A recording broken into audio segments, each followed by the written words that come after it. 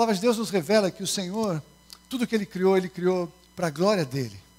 Mas o apóstolo Paulo, na carta aos Romanos, no capítulo 1, a partir do versículo 21, nós lemos: porque os atributos invisíveis de Deus, assim o seu eterno poder, como também a sua própria divindade, claramente se reconhecem, desde o princípio do mundo, sendo percebidos por meio das coisas que foram criadas.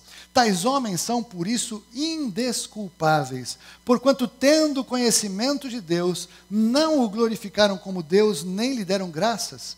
Antes se tornaram nulos em seus próprios raciocínios, obscurecendo-se-lhes o coração insensato.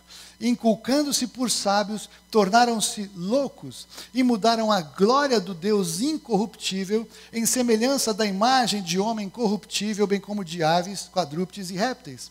Por isso Deus entregou tais homens à imundícia, pelas concupiscências do seu próprio coração, para desonrarem o seu corpo entre si, pois eles mudaram a verdade de Deus em mentira, adorando e servindo a criatura em lugar do Criador, o qual é bendito eternamente. Amém. Amém. Então veja, a palavra de Deus, então, no texto diz que os homens que conseguem olhar a criação, os atributos de Deus, tendo então o conhecimento de Deus, não o glorificando como Deus e nem lhe dando graças, vão ter os seus raciocínios escurecidos. Vão mudar a glória do Deus incorruptível em semelhança de homem corruptível. Quando alguém rejeita a existência de Deus, está se apoiando em algum tipo de ensino dado por outros homens. Cientistas, historiadores, biólogos, astrônomos, pouco importa, mas estão trocando a revelação de um Deus eterno e todo-poderoso e sábio pela confiança em o que algum homem ou mulher disse e publicou, por mais renomado que seja, por mais sabedoria humana que tenha, é uma sabedoria incomparável com a sabedoria do Senhor. E a palavra de Deus revela, Paulo fala que essas pessoas que se consideram sábias tornam-se loucas diante da sabedoria de Deus. O mundo pode achar maravilhoso, podem ter muita sabedoria para organizar alguns pensamentos e raciocínios, usando os recursos que Deus deu, mas para Deus, na sua sabedoria, Ele chama essas pessoas de loucas, porque mudam a glória de um Deus incorruptível à semelhança de homens ou aves ou animais corruptíveis. E aí o grande ponto que eu quero trazer para vocês é: tendo conhecimento de Deus, não o glorificaram como Deus e nem lhe deram graças. Mas Paulo ele faz uma observação interessante na carta aos Efésios, porque ele traça um paralelo, e aqui é onde eu vou chutar a sua canela e vou chutar a minha canela com muito amor, é que Paulo faz um paralelo que muitas vezes nós que dizemos que conhecemos ao Senhor, agimos assim. Volte comigo para a carta de Efésios, Paulo aos Efésios capítulo 4, e eu vou ler a partir do versículo 17. Isso, portanto, digo, e no Senhor testifico, que não mais andei como também andam os gentios, na vaidade dos seus próprios pensamentos, obscurecidos de entendimento, alheios à vida de Deus, por causa da ignorância em que vivem, pela dureza do seu coração, os quais, tendo se tornado insensíveis, se entregaram à dissolução, para com avidez cometerem toda sorte de impureza. Mas não foi assim que aprendestes a Cristo, se é que de fato o tendes ouvido, e nele fostes instruídos segundo a verdade em Jesus, no sentido de que, quanto ao trato passado, vos despojeis do velho homem que se corrompe segundo as concupiscências do engano, e vos renoveis no espírito do vosso entendimento, e vos revistais do novo homem, criado segundo Deus, em justiça e retidão procedentes da verdade. Paulo, então, ele está trazendo para a gente o seguinte: nós não podemos mais andar como andam aqueles que não creem. Porque quando nós fazemos isso, nós estamos andando na vaidade dos nossos pensamentos, nós estamos com os nossos pensamentos obscurecidos e nós estamos nos portando alheios à vida de Deus por ignorância. E isso é muito sério, porque Paulo está falando isso aqui com gente crente. Ou seja, tem gente crente que conhece a Jesus o Cristo como Senhor e Salvador, mas não aprofunda a sua experiência com Ele, não aprofunda a revelação de quem se tornou em Jesus, não aprofunda a compreensão pela graça, pela fé, do que o Senhor quer fazer na nossa vida, nos transformando de quem nós éramos, nos libertando de como nós vivíamos, para que nós possamos viver o melhor de Deus aqui, nessa dimensão. Para o crente aqui, neste lugar, pode ser céu, podemos ter momentos com a melhor manifestação do poder de Deus, mas estamos vivendo num terreno que não é o melhor de Deus, porque o mundo jaz no maligno. Então, embora o mundo esteja no maligno, nós podemos viver com Deus e podemos trazer o reino de Deus e podemos transformar as coisas ao nosso redor pela transformação do nosso entendimento pela palavra. E Paulo fala, puxa vida, não é possível vocês viverem assim. No versículo 20 ele fala, mas não foi assim que vocês aprenderam a Cristo. Nós aprendemos e temos que aprender e renovar em Cristo, que nós temos que aprofundar o nosso conhecimento de quem é Deus. Quais são os recursos de Deus para nós? Qual é a provisão do Senhor para nós? Nós temos que começar cada vez mais a confiar na palavra de Deus do que nos especialistas do dia a dia, quando os especialistas do dia a dia falam coisas contrárias à palavra de Deus. E o Senhor nos chama então a aprofundar. E o Senhor nos diz ainda o seguinte, no versículo 22, que para isso acontecer, nós temos que nos despojar do velho homem, que se corrompe segundo as concupiscências do engano. Quando a gente vê Mateus 24, nós estamos às terças-feiras estudando sobre os últimos dias.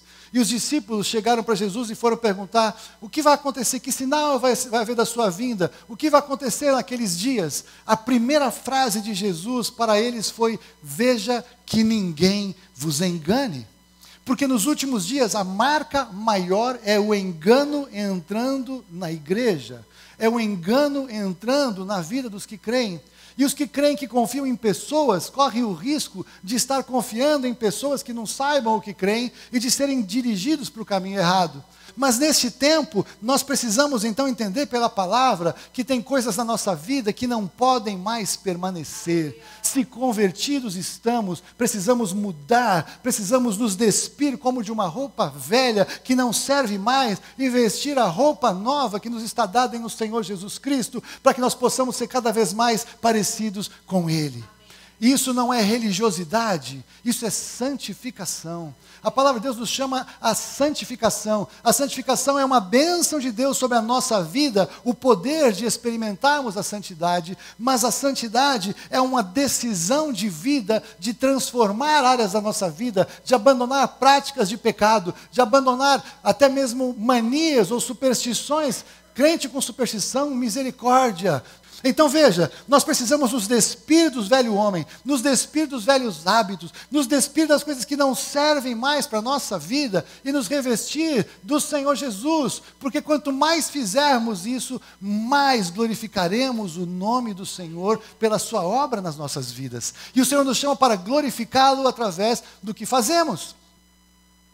Abra comigo em Efésios 2:10.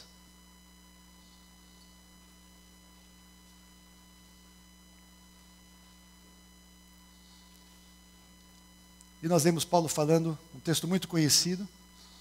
Então ele fala, pois somos feitura dele, de Deus, criados agora em Cristo Jesus, para as boas obras, as quais Deus de antemão preparou para que andássemos nelas. Então veja, você e eu somos criação de Deus. Deus nos criou, Ele nos fez, Ele nos formou.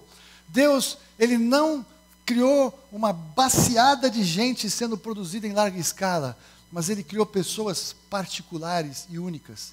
Ele viu cada um de nós quando estávamos ainda substância sem forma na barriga da nossa mãe, e Ele viu todos os nossos dias, e Ele espera que nós venhamos a cumprir um propósito que Ele tem para nós, Ele espera que nós venhamos a cumprir boas obras que Ele tem preparados para nós, mas tudo isso só pode ser possível se nós nascermos no Filho, se nós formos agora recriados em Jesus o Cristo, não mais aquela velha natureza, mas agora a nova natureza. E quando nós cumprimos as boas obras que o Senhor tem para nós, Ele é glorificado nas nossas vidas. Ele é glorificado quando nós fazemos aquilo para o qual fomos criados para fazer. Por quê? Porque estas boas obras só podem ser feitas por aqueles que foram salvos pela graça, por meio da fé, no versículo anterior. Isso não vem de nós, é dom de Deus. Não vem das nossas obras para que ninguém se glorie. Portanto, não há como fazer boas obras para ser salvo. Mas depois que fomos salvos, somos chamados para fazer boas obras. Mas as boas obras que nós somos chamados para fazer como salvos, não é uma obra da nossa criatividade, do que nós vamos fazer, mas é nós atendermos o chamado de Deus para cumprir estas boas obras que Ele mesmo preparou para nós andarmos nelas. Se você quiser ouvir sobre isso, tem uma palavra maravilhosa do pastor Renato sobre isso. Aquela frase marcou: nós andamos nas boas obras que o Senhor preparou, estão prontas. O que nós vamos fazer é nos achegar em obediência nos lugares onde o Senhor nos chama a estar, fazer o que o Senhor nos vai mover a fazer pela sua palavra e pelo seu Santo Espírito. Não é seu esforço, não é para pagar a salvação, mas é uma expressão da vida que agora está naquele que nasceu de novo. E veja, esta verdade está revelada em 2 textos. Mateus, no Evangelho de Mateus, capítulo 5, nós vemos Jesus falando algo tremendo. Versículo 16 de Mateus 5. Jesus fala assim: assim, brilhe também a vossa luz diante dos homens, para que vejam as vossas boas obras e glorifiquem a vosso Pai que está nos céus. Aleluia! Quando é obra de homens, o que tem que fazer? Tem que levar para fazer entrevista no Fantástico, tem que aplaudir, tem que dar nome de rua, tem que fazer documentário, tem que elogiar a pessoa, porque muitas pessoas, muitos seres humanos, muitas pessoas que viveram são pessoas que marcaram a história da humanidade. São pessoas que fizeram muita coisa boa, ajudaram muita gente, fizeram o bem para muitas pessoas. E isso é ótimo, isso é muito bom. Mas isso não tem poder para salvar. As obras necessárias para alcançar a Deus, somente as obras ou a obra de Jesus, o Cristo, é suficiente para dar salvação. Mas, depois de salvos, agora nós fazemos obras que o Senhor preparou para que Ele seja glorificado em nós. Quando fazemos algo que Deus nos move a fazer, o ideal é que alguém olhe para aquilo que a gente fez e fale: glória a Deus por aquilo que Deus fez através da sua vida. Louvado seja o nome do Senhor, porque eu sei que é impossível você fazer alguma coisa assim. Então eu tenho que reconhecer que Deus está agindo na sua vida. Glória a Deus pela sua vida, porque você está andando nas obras que o Senhor preparou para que você ande nelas. Faça isso, seja bênção, seja sal, seja luz. Glorifique a Deus através da sua vida. Não aceite nada que te impeça de fazer isso, porque o que te impede disso, eu tenho certeza, vem do inferno. Não é a vontade de Deus. Não é que tem alguém mais abençoado que você. Não é que tem alguém que é mais útil que você. Não é que tem alguém que tem mais dons que você. É que você não entendeu que o Senhor quer usar você do jeito que você é. E Ele quer criar uma relação de interdependência com você.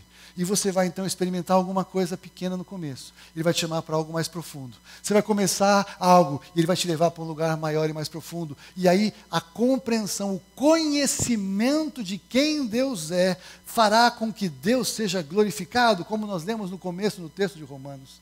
Tendo conhecimento de Deus, nós o glorificamos como Deus. E veja, não somente então Jesus fala sobre as boas obras, mas Pedro fala isso de uma maneira ainda mais contundente. 1 Pedro, capítulo 2, versículos 11 a 12, a primeira carta de Pedro, nós lemos a partir do 11, 1 Pedro 2, 11 e 12. E Pedro agora ele chama a atenção de quem nós somos de verdade.